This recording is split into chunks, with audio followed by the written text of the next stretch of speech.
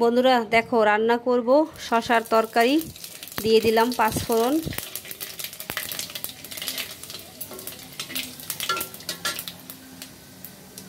আর পাঁচফোড়নটা যাতে না পুড়ে দিয়ে দিলাম হলুদ,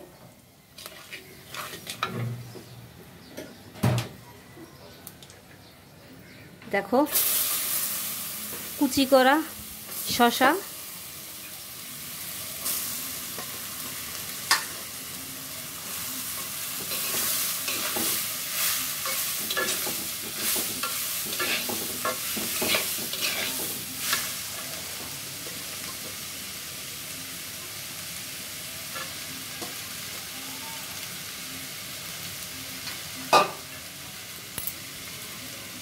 লবণ,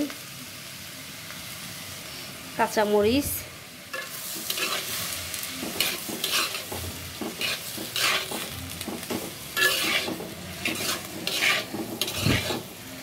বন্ধুরা এতে আমি আর কিছুই ব্যবহার করব না। পাঁচফোড়ন, কাঁচা লঙ্কা, হলুদ আর মরিচ আর লবণ দিয়েই শশাটা ভাজি করব।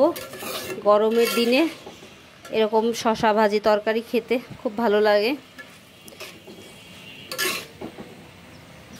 বন্ধুরা আমি শশার তরকারিটাকে 2 মিনিটের জন্য ঢেকে রান্না করব। দেখো আমি শশাটা ঢেকে রাখছি 2 মিনিটের মতো। ঢাকনাটা তুলে দেখি, এটা বেশ সুন্দর সিদ্ধ হয়ে গেছে। দেখো শশা রান্নাটা কমপ্লিট। একটু ধনিয়া পাতা দিলাম। বন্ধুরা বিশ্বাস করো, এভাবে একদিন শশা রান্না করে খেয়ে দেখো, সত্যিই খুব টেস্টি হয়। আমি রান্না করছি বলেই তোমাদের বলছি না। তো বন্ধুরা আমার এই শশা রান্নার ভিডিওটা যদি তোমাদের একটুকু ভালো লাগে তো আমাকে সাপোর্ট করো, আমার চ্যানেলের পাশে থেকো। তোমরা সবাই সুস্থ থাকো। দেখা হবে অন্য কোনো নতুন রেসিপি নিয়ে। বাই।